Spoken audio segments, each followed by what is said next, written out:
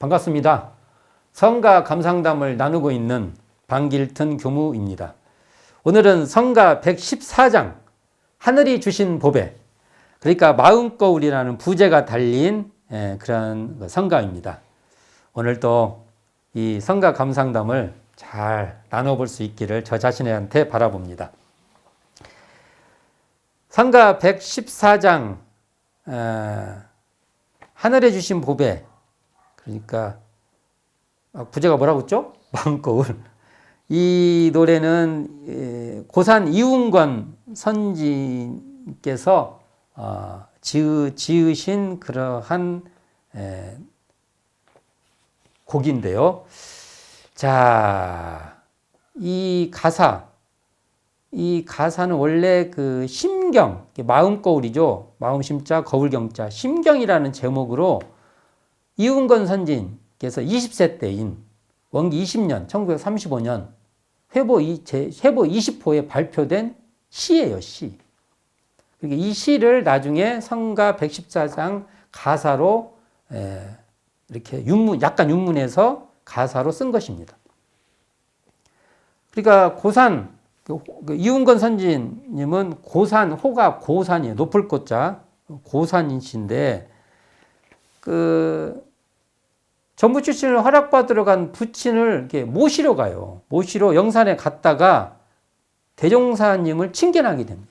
대종사님을 뵙고 운건이라는 법명을 받아요. 구름 문자 이렇게 거둘건자 법명을 받고 너 출가해라 해서 출가를 하겠다는 대종사님과 약속을 하게 되는 것이죠. 이때가 19세로 대종사님 만났을 때가 19세라는 거죠. 20세 때 이제 출가해서 처음에 익산총부 동선에 참여하게 됩니다. 자, 이 과정을 대산종사께서 고산 이웅건 선지는 열반을 맞이해서 이렇게 말씀을 해 주시는데요. 봉독해 드리겠습니다. 영산 회상에서 법연으로 약조하였던 고산종사님, 새 주세불 대종사님께서 기다리고 찾으셨다가 내가 올 줄 알았다. 운건이다 하시고 앞으로, 자, 여기 중요합니다. 이름과 관계됩니다. 일체 중세 삼독 오욕인 먹구름을, 그러니까 구름이죠. 일체 중생은 삼독 오욕인 먹구름을 다 거두어 제도하라. 그래서 이게 거둘 건자. 그래서 운권 이렇게 이름이 되는 거죠. 일체 중생은 삼독 오욕인 먹구름을 다 거두어 제도하라. 이런 뜻으로 운건이라는 이름이 주신 것이죠. 멋있죠. 운건이라 하시며 맞이하심에 종사께서는 옛 약조대로 서원 올리고 신성을 바치며 출가했습니다라고 대산종사께서 수례를 합니다. 고산 이웅건 선지는요, 특히 서울 출장소 소장이던 1965년에 한국종교인협의회 발족에 참여해서 월간 종교계를 창간하여 종교계와 사상계 및 학계에 원불교 교리 및 사상을 소개하는 데 큰 공헌을 합니다. 이런 관계로 탄어 스님, 고암 스님과 깊은 교류를 했으며 후일 조계종 종정을 역임했던 고암 스님은 이분은 참 대단하신 분이에요. 고암 스님이. 원불교 법명도 바꿔요. 또 어떤 인연들은 원불교로도 인도를 하는 역사적인 풍경을 연출하기도 합니다. 이게 고암 스님의 깊은 어떤 힘인 것 같고요. 이런 인연에 또 고산 이웅건 종사의 인간적 교류가 있었기 때문에 가능했다고 봅니다. 이런 것은 앞으로도 정말 많이 서로 회자를 시켜야 될 것 같아요. 이런 모습은. 또한 고산 종사는요, 주산 종사를 이어서 달마도인 이 선화의 맥을 이어간 점도 우리는 또 잊지 말아야 될 것이라고 봅니다. 자, 고산 이운권 선진님의 이름이 뭐라고 했죠? 일체 중생의 삼독 오욕인 먹구름을 다 거두어 제도하라. 자, 이러한 이름에 우리는 이런 스토리를 좀 알고 고산종사를 딱 생각하면 그 이름도 우리가 한번 탁 떠올릴 수 있기를 바랍니다.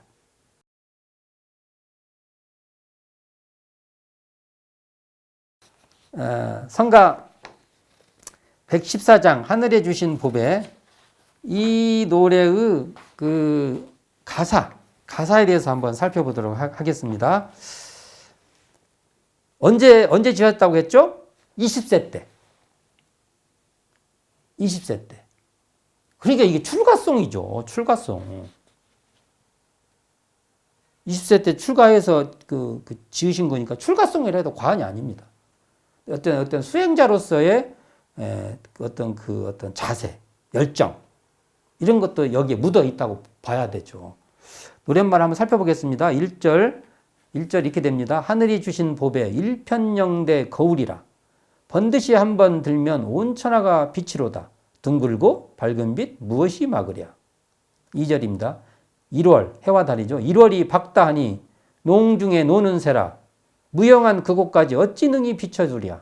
아마도 큰 광명 이 거울뿐인가. 3절입니다. 어와 번님내야 그대 가진 보배 거울 사풍우 심한 곳에 삼가두지 말지어다. 모처럼 밝은 빛 흐릴까 하노라. 먼저 2절에 보면 농중에 노는 새라는 표현이 나옵니다. 농중에 노는 새. 농중은 이렇게 그러니까 닭장 아니에요. 새장. 농중에 노는 새. 이 표현은요, 사실은 정산종사의 그 시에 나오는 거예요. 그러니까 조롱에 든 학으로 10년 세월을 갇혀 지냈네라는 농악 10년 치불신이라는 그 시에서 나오는 그 같은 말이죠. 그리고 이걸 보면, 이런 표현을 보면요, 고산 이훈건 선지는 영산 성지에서 정산종사를 모시고 전무치신 생활을 시작했기 때문에 아무래도 정산종사의 영향이 이렇게 있는 거예요. 이게. 그리고 이제 1절에 보면 첫 문장이 하늘이 주신 보배 일편영대 거울이라. 이건 그 중용의 그 천명지위성 이런 뜻이 그대로 이어진 것 같은데요. 여기서 일편영대 거울이라, 이것이 바로 천명지위성의 성품자리, 이 성을 말한다. 이렇게 말할 수도 있는 것입니다. 고산 이훈건 선지님은 어릴 때 한학을 사숙해서 15세가량이는 계량서당을 여러 학생들을 가르칠 정도의 그러한 어떤 성리학적 깊이가 있는 그런 분이십니다. 그러니까 이런 그 문장은 아주 자연스러운 어떤 그 태도라고 볼 수 있고요. 이훈건 선지는 원기 43년 1958년 원강 22호에 마음심자인 게 심보음, 마음심자, 보배보자, 을음자. 그러니까 심보음은 마음보배를 읍조려 노래한다. 이런 뜻이 되겠죠. 이 심보음 첫 단락에 이 마음건물인 심경이 등장해요. 오유 심경, 나에게 심경이 있으니 명유 1월, 광피천하, 하야 시성 조감 호화, 이런 그 한문의 시를 지는데, 이게 뭐냐면 나에게 마음거울이 있으니 밝기가 1월보다 더한지라 천하에 두루 비추어 때로 살피고 비춰 보는가 라는 뜻이 되는데요. 자, 왜 제가 이 말씀을 드리냐면 20세 시의 심경, 마음거울이라고 심경을 출가송으로 말했는데요. 43세 시의 심보음, 그러니까 마음보배를 읊조려서 노래하는 그 심보음을 낼 때 이 기간이 23년의 간격이 있어요. 23년. 여기다 보면 마음거울에 대한 일관된 쭉 그 확신과 수행이 하나로 흐르고 있는데요. 그렇게 보면 이 고산 이훈건 선지님께서는 이 마음거울인 이 심경을 수행의 표본으로 해서 현실화될 때까지 이걸 과제 상황으로 삼아서 수행했다. 이렇게 볼 수 있는 것이죠. 여기 보면 1절, 한번 가사를 보면 1절에 둥글고 밝은 빛, 이것은 결국 일원상 진리의 공정영지의 광명이라고 볼 수 있죠. 2절에 1월은 유형한 곡밖에 못 비추지만 마음 거울은 무영한 곳까지 비출 수 있다는 뜻이죠. 2절에 보면 2절이죠. 1월이 밝다나 농중에 노는 새라 무영한 그곳까지 어찌 능히 비춰주랴. 아마도 큰 광명 이거울 뿐인가. 그러니까 해와 달은 결국은 비추는 것이 한계가 이렇게 유영한 곳만 비춰주지만 마음 거울은 우리의 무영한 마음까지 다 비춰준다 이런 뜻이죠. 해와 달의 밝음은 조롱 속의 새와 같다면 마음의 밝음은 산천을 나는 새와 같다는 것이죠. 그러니까 유영 무영을 다 밝히는 것은 둥글고 밝은 빛인 공정영지에 우리 그 자리밖에 없다. 이렇게 말할 수 있는 것이죠. 우리가 여기 그 심경음은 마음 거울이죠. 거울인데 한번 이걸 비유를 한번 살펴보겠습니다. 그 거울 자체의 비춤, 거울 자체에 비추는 것은요, 오염되지 않는 것처럼 마음 거울도 오염될 수 없다는 것입니다. 거울을 한번 보세요. 거울이 그 앞에 사물이 놓임으로써 비로소 비추는 것이 아니죠. 거울은요, 사물이 그 앞에 없어도요, 이미 스스로 비추고 있는 거예요. 스스로 비춤에 있기 때문에 사물이 그 앞에 있으면 비춰지는 것이죠. 이처럼 마음도 대상을 상대하여 드러나는 작용만 있는 게 아니라 대상이 없어도 스스로 비추고 있는 자리예요. 이게 스스로 비추고 있는 이 마음의 본래 자리가 있기 때문에 대상에 따라서 여러 가지 판단을 할 수 있다는 것이죠. 마음 거울은 세상을 지각하면서도 세상으로 인해서 물들지 않는 그러한 텅 빈 자리다. 일체를 포용하되 사물에 포섭되지 않는 그러한 초월된 자리이다. 이 자리를 대종사님께서는 일원상의 진리에서 공정영지의 광명이다. 그리고 이 자리가 일원상이다. 일원이다. 이렇게 말하고 있는 것이죠.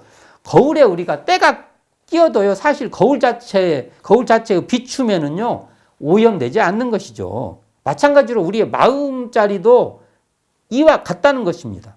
우리가 사실은 먼지가 낀 마음은 우리가 먼지가 끼었을 때 먼지가 끼었다는 것을 인식할 수 있다는 것은요, 먼저 먼지에 오염되지 않는 그 자리가 있기 때문에 이것을 먼지 낀 마음으로 우리가 알 수 있는 것입니다. 이 자리를 우리가 공정영지의 광명이다 이렇게 말하는데 우리가 이 마음자리, 마음 거울이라는 것이 심경이라고 말한 것이 다 이렇다는 거예요.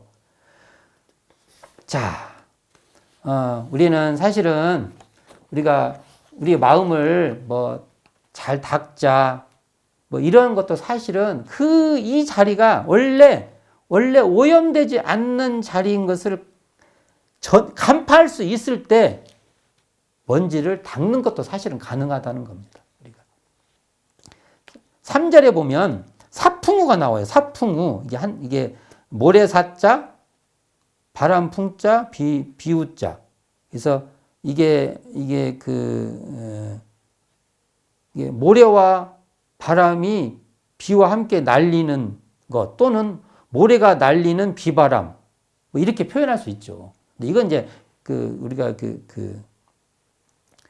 경계에 이렇게 빠진 상태 이런 걸 말할 수 있는데 사풍우 심한 곳에 삼가두지 말지어다 모처럼 발급빛 흐릴까 하노라. 이게 사풍우 경계에 모처럼 밝힌 빛을 흐릴까 조심해라는 거예요. 이게 우리가 힘들게 회복한 이 본래 마음 일원상 이 자리를 어둡게 하지 말라는 거예요.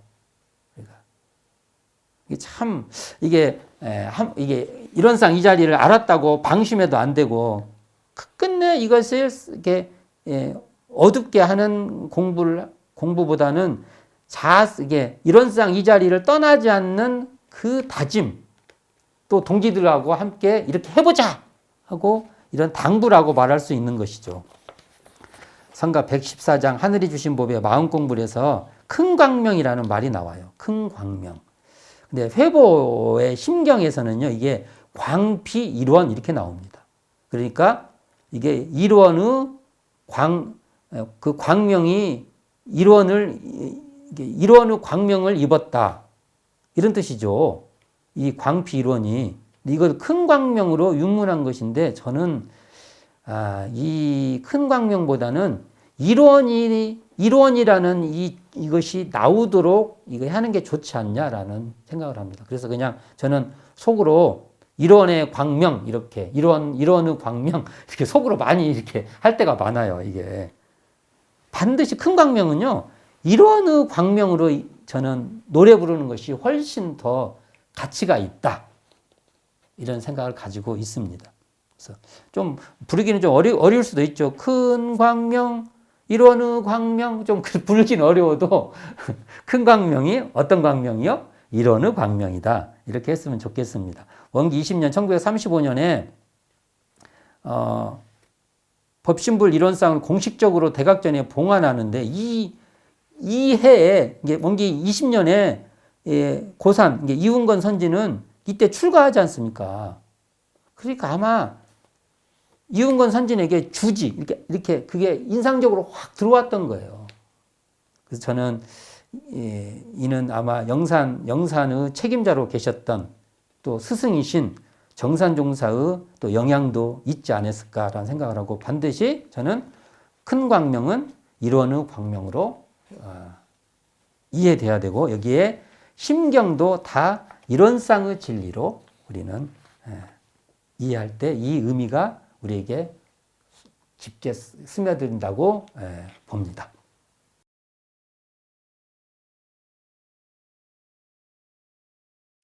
성가 114장 하늘이 주신 보배 마음거울이죠. 이것을 산책을 하듯이 한번 이 성가의 이 원음을 둥근 소리를 한번 우리 마음속에 한번 이렇게 싹 스며들도록 하도록 하겠습니다. 이 원음 산책 저는 이게 작곡가 의도가 분명히 여기 있어요. 작곡을 할 때 분명히 의도가 이렇게 느끼도록 하는 작곡가 의도가 있죠. 그래서 우리는 그 작곡가 의도대로 감정이입을 해야겠죠. 감정을 그 의도한 대로 감정을 이입을 해야 되지만 또 한편으로는요 자신의 감정에 따라서요 곡을 다시 읽어서 내 감정으로 감상할 수 있을 때 또 사실은 작곡가가 좋아할 겁니다. 사실은 모든 작품은 그 작자의 손을 떠날 때는 그것은 이제 듣는 사람, 보는 사람의 감정에 의해서 새롭게 해석되는 것이라고 봅니다.